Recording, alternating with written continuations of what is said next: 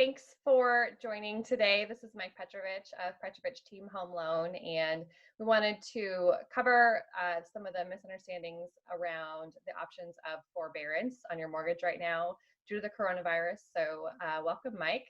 Hi. So can you tell us a little bit about some of the guidelines and your suggestions on the topic of forbearance?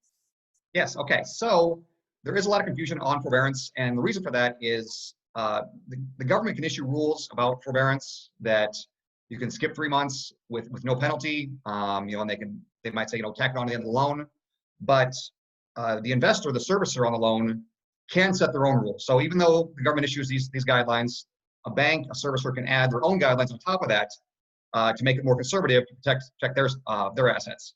And you're starting to see that now. This is become an issue because you're seeing in the news, these free forbearance, no restrictions. But when you get down to it, when you talk to your individual lender, your individual investor, they have restrictions that could be bad for you in the long run. A good example, there's two I want to talk about is Mr. Cooper is a very large servicer in the country. A lot of people probably have them, even though they closed their loan somewhere else.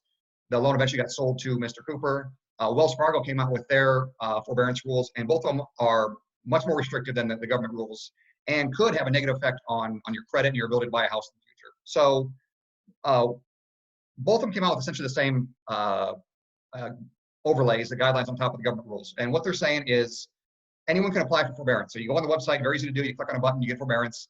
It really gives you no information at the time, just says click on here to get forbearance, and you're automatically enrolled in a 3-month forbearance program. But in the fine print on the Wells Fargo, on the Mr. Cooper forbearances, what they're saying is that at the end of the 3 months, so on that fourth month, all 4 payments are due. So you skip 3 months, but on month 4, you owe a lump sum of 4 payments. So I think that's been a little confusing because people, it seems like it would make more sense if they would just tack it on to the end of your loan. They're right. just giving you 4 months where you're just not responsible for it, but that's not the case.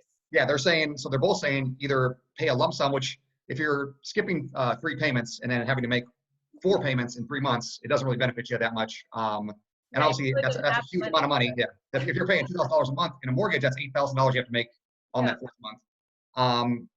Mr. Cooper came out with a rule that said they'll space those 3 payments out over 12 months, so they'll just divide it by 12 and tack it on to your monthly payment, which is still going to be an issue going forward. Also, you're going to have for 12 months, you're going to have a much higher mortgage payment. What they're saying also is that at that time they'll review, and if you can't make the lump sum payment, if you can't do the 12-month spaced out, they'll look at modifying your loan. Modifying loans were popular back in 2008. People would modify their loan to get the balance down if they're underwater. Now they're saying we'll modify it and tack those payments onto the end of your loan.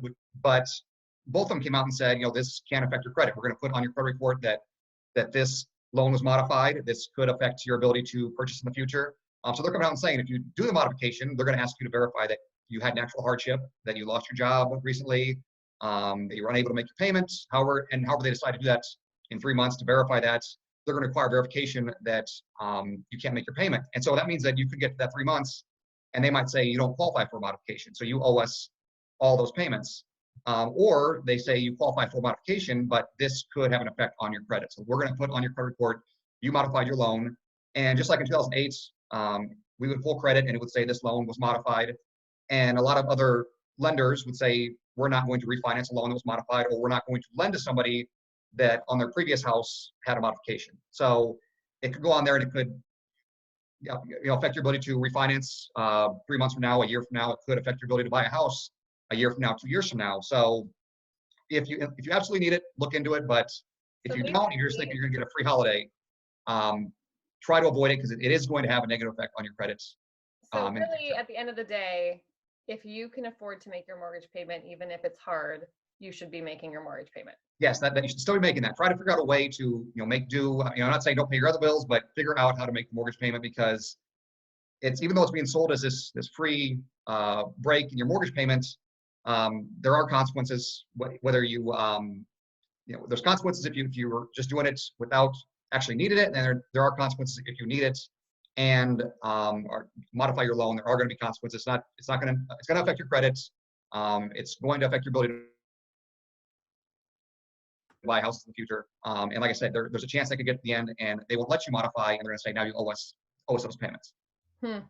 And I mean, I've had a few calls on this from clients that just called me and they said the same thing. They said, hey, I saw this. Not that I don't really need it. We're fine. We can make our payment, but I just want to see, what the rules are on this. And I've told them the same thing.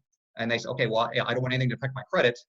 But then I'm hearing stories about people that, before they talked to somebody, went to Wells Fargo, clicked the modification button, and then found out after the fact that, because they've made it super easy. You go online, you click the button, you're in the modification, or not the modification, you're in the forbearance. And then they hear this, hey, this could affect your credit. They go back and say, hey, I don't want the modification. And from what I'm hearing, or the forbearance, I keep saying modification, I don't want the forbearance because I found it could have a negative effect on my credits. And it's too late. It's already in process. You're in forbearance. So talk to somebody before you just click the button. They've made it too easy to do it, basically. And now people are doing it that aren't fully aware of what it could do in the future or how it works going down the road. Well, I think that's really educational for anyone that might be in a position where that's something that they've been looking into.